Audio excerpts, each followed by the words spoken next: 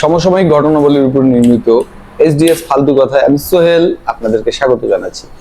আমাদের আজকের মেহমান একজন খুব ভালো মানুষ, কিন্তু তিনি প্রতিবাদী কণ্ঠস্বর।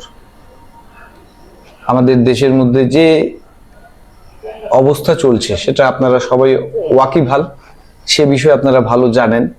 তারপরেও আমাদের যে একজনকে আমরা ডেকেছি মেহমান বরাবরের মতো, আসুন তার সাথে তার মনের ব্যক্তিটা জানি। ভাই প্লিজ আপনি আসুন।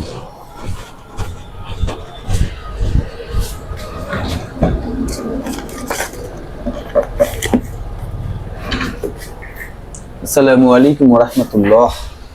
ওয়ালাইকুম আসসালাম। ভালো আছেন? আপনাকে কি লজ্জা লাগছে না? কাউকে কিভাবে জিজ্ঞেস করতে পারেন যে বর্তমান সময়ে ভালো কিভাবে থাকতে পারে? একটি সন্তান হারা বাবা, যার 7-8 বছরের মেয়ে যদি মারা যায় ধর্ষণের শিকার হয়ে, সে বাবা কেমন করে ভালো থাকতে পারে? না, প্রধানমন্ত্রী তো সেটার ব্যাপারে আশ্বাস দিয়েছেন যে বিচার হবে, সুষ্ঠু বিচারই হবে। 100% আমি প্রধানমন্ত্রীকে সাধুবাদ জানাই এই কারণে যে তিনি দেখা করেছেন এবং এই কথাটা বলেছেন, এই কারণে তাকে অনেক অনেক ধন্যবাদ। এই কালো হ্যাঁ, এইটা হচ্ছে যে গত সপ্তাহে যে ঘটনাটা ঘটেছে, 7 দিনের মধ্যে 4টি মেয়েকে ধর্ষণ করে এবং তাদেরকে হত্যা করা হয়েছে, তার আমরা তো মুখ থেকে প্রতিবাদ জানাতে পারবো না, তো কালো কাপড় পরেই এইটা হচ্ছে প্রতিবাদ জানাচ্ছি, যাতে হচ্ছে সবাই এর বিষয়ে খেয়াল করুক। বিশেষ করে রাষ্ট্র এবং রাষ্ট্রের সঙ্গে যারা জড়িত আছে, আমাদের সমাজ ব্যবস্থা যাতে সঠিকভাবে পরিচালনা হয় তার জন্য পুলিশ বাহিনী আছেন এবং নানান ধরনের যারা আইন শৃঙ্খলা বাহিনীতে আছেন, তারা সবাই যাতে এই দিক দিয়ে সোচ্চার হন। তবে হয়তোবা আমরা একটি ধর্ষণ মুক্ত বাংলাদেশ পেতে পারি। নয়তোবা এইভাবে যদি সপ্তাহে 4টি মেয়েকে যদি ধর্ষণ করে হত্যা করা হয়, তবে এটি খুবই দুঃখজনক এবং খুবই মর্মাহত এবং বেদনাদায়ক। এর জন্য আপনি কি মনে করেন যে আমাদের সমাজ ব্যবস্থা দায়ী, নাকি আমাদের ভৌগোলিক অবস্থান বা আমাদের বাংলাদেশের যে মানে আবহাওয়াগত অবস্থা, জি, এটা দায়ী? আপনি কি মনে করেন? এখানে যদি আপনি দায়ীর বিষয়ে বলতে চান, যদি দায়ী, কে দায়ী? আসলে দায়ী আপনি কাকে করবেন? দায়ীটা কাকে করবেন?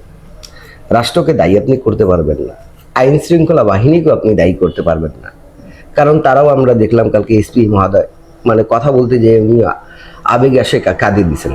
তো কেউ চায় না, যারা ধরেন যেই আইন শৃঙ্খলা বাহিনী অথবা মন্ত্রিত্ব পদ, তবে যেই পদে থাক না কেন, তাদেরও তো মেয়ে আছে, সন্তান আছে, তারাও চায় না এই জিনিসটা হোক। মানে আমি বুঝাতে চাচ্ছি কি, যে ভৌগোলিক গতভাবে যেটা আমি বলতেছি, যে আমাদের যে আবহাওয়া, আমাদের যে পরিবেশ, এই পরিবেশটা হলো এরকম যে নাতিশীতোষ্ণ, মানে বেশি গরমও না বেশি ঠান্ডাও না।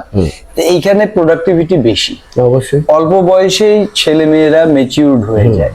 তুমি দেখা যায় যে একটা ছেলে 9 বছর বয়সেই যৌবন প্রাপ্ত হয়, একটা মেয়ে 7 থেকে 8 বছর বা 9 বছর বয়সে যৌবন প্রাপ্ত হয়ে যায়। তা এই যে একটা ছেলে যৌবন প্রাপ্ত হইলো 10 বছর বয়সে, সে আরো 15 বছর অপেক্ষা করছে, এর মধ্যেই তার কিন্তু ডাইনামিক হয়ে যাওয়ার একটা সম্ভাবনা থাকতেছে। এর জন্য আপনি যেটা বললেন, এটার আপনার সাথে একমত এই কারণে আমি না, কারণ হচ্ছে আপনার হচ্ছে যে মেয়েদের বিষয়ে কথা বলছি, ছোট ছোট সোনামণি, যারা এখন পর্যন্ত তাদের মাথার মধ্যেও কিছু আসে নাই বা কোনো ধরনের কোনো কিছুই নাই, যেখানে ইসলাম, আমি মুসলমান, আমি এই হিসাবে বলতে পারি, ইসলাম যেখানে আপনাকে নামাজ পড়ার জন্য বৈধতা দিচ্ছে না, রোজা রাখার বৈধতা দিচ্ছে না, আপনি যদি রাখেন তো আপনি সওয়াব পাবেন, নাহলে পাবেন না। রোজ নামাজ পড়লেও পাবেন, নাহলে পাবেন না। কিন্তু এখানে তার উপর কোনো ধার্য করা হয় না যে জিনিসটা তোমাকে আদায় করতে হবে। তো সেরকমই যে অমানুষগুলো যেগুলো আছে কিছু, তারা যে এই কাজগুলো করছে, এইটাতে আপনি কি মনে করেন? এটাতে ধরেন এর জন্য কেউ দায়ী না, এই দায়ীটা হচ্ছে বর্তমানে যে আপনার তথ্য মন্ত্রণালয়ের কাছে আমার ওই যে করজোড়ে অনুরোধ থাকবে, এই কারণে যে তারা আমাদের বাংলাদেশে যতগুলো পর্ন সাইট আছে সবগুলো যাতে বন্ধ করে দেন, কারণ পর্ন মুভিগুলো দেখে যুবক অন্য পথে যাচ্ছে। ভালো কথা বলছেন। 2 নাম্বার, আচ্ছা বলেন কি বলতে চাচ্ছেন? যেটা ভালো কথা বলছেন যে আসলে পর্নোগ্রাফিটা বন্ধ ইজি হয়ে গেছে। অ্যান্ড্রয়েড সেট যেটা, জি, অ্যান্ড্রয়েড সেট এখন প্রত্যেকের হাতে হাতে। এবং বর্তমান বাংলাদেশের যে চিত্র বা বিশ্বের যে চিত্র, ছোট ছোট বাচ্চা, কোমলমতি বাচ্চা যারা আছে, এরা কিন্তু মোবাইলে গেম খেলা বা দেখা গেল যে ভালো কার্টুন দেখা, এগুলো নিয়ে অভ্যস্ত। কিন্তু হুট করে এমন কিছু কিছু অনাকাঙ্ক্ষিত জিনিস চলে আসে যেটা সে গার্ডিয়ানরাও জানে না, সে দেখতেছে, এরকম একটা ব্যাপার থাকে। ঠিক তদ্রুপ ভাবে যারা বড় মেচিউরড হয়েছে, হয়তো বা 18 বছর, 20 বছর বা 30 বছরের যুবক বা বিবাহিত লোক, তারাও কিন্তু মোবাইলের মধ্যে এই সাইটের প্রতি আসক্ত। এটা দেখার প্রতি তাদের মাথার মধ্যে একটা ব্রেন স্টর্মিং হয় যে আমাকে তো এটা করতে হবে, বা এই ধরনের নিজের অজান্তে সে আল্লাহর বিধান বা সরকারের প্রদত্ত বিধান এইসবের তোয়াক্কা না করে সে মানে শরীরের গরমের বশবর্তী হয়ে এই ধরনের একটা অকারেন্স করে ফেলতেছে। ঠিক আছে, এটাও একটা দায়ী। এই সবচেয়ে বড় দায়ী আমি বলবো এটা আমাদের বাংলাদেশে যে তথ্য মন্ত্রণালয়ের দায়িত্বে আছেন, তাদের প্রতি আমাদের অনুরোধ থাকবে যাতে আপনারা যত দ্রুত পারেন আমাদের বাংলাদেশ থেকে পর্নোগ্রাফিটা বিশেষ করে বন্ধ করেন। আর 2 নাম্বার নেশাগ্রস্ত, যেটা বর্তমানে যে মাদক দ্রব্যের যে ভয়াবহ থাবা যেটা পড়েছে আমাদের বাংলাদেশে, এই জিনিসটা যদি দূর করা যায় তবে হয়তো বা আমার মতে আপনার হচ্ছে এই ধর্ষণটা কমে যাবে। হ্যাঁ, এইখানে আরেকটা কথা বলে রাখি, এটার কিন্তু স্টার্টিং পয়েন্টটাই হলো কিন্তু সিগারেট দিয়ে। ঠিক আছে, যেহেতু বাংলাদেশে সিগারেটটা এখনো উন্মুক্ত। হ্যাঁ, উন্মুক্ত একটা সাধারণ ছেলে বা দেখা গেছে একটা দোকানে গেলে 10 টাকা বা 20 টাকা দিচ্ছে, একটা সিগারেট কিন্তু অনায়াসে পাচ্ছে। তা এটা দিয়ে স্টার্টিং, বা যে কোনো ছেলের প্রতিবেশী ছেলের এটা দিয়ে স্টার্ট হচ্ছে, আর শেষে যায় দেখা গেছে যে আরো জটিল জটিল তারা নেশা জাতীয় দ্রব্য সেবন করতেছে। স্টার্টিংটা যদি বন্ধ করা হয়, ছেলেগুলাই এখন সিগারেট খাচ্ছে আর দেদারসে আপনার টাকা দিয়ে নিচ্ছে দোকানদারের কাছ থেকে, কেউ মানা করার মতো তো তাদের শক্তি নাই, কারণ তারা হচ্ছে এখন ওই যে কি কয় কিশোর গ্যাংও তাদের থাকে যে ভাই আপনি আজকে মানা করতে যাবেন, আপনার উপরে হামলা করে দিল, তো ভাই প্রয়োজন পড়ে না, কেউ নিজের খায় মানে বনের। এটাও একটা ব্যাপার আছে সরকারের, যদিও সরকারের অনেক রাজস্ব এখান থেকে আছে, তো বিকল্প কোনো রাজস্বের ব্যবস্থা করে এটাও যদি ব্যান করা হয় বা একটা আইনের মধ্যে নিয়ে আসা হয় যে আপনার একটা সিগারেটের প্যাকেট ছাড়া কোনো দোকানদার একটা পিস বিক্রি করা যাবে না।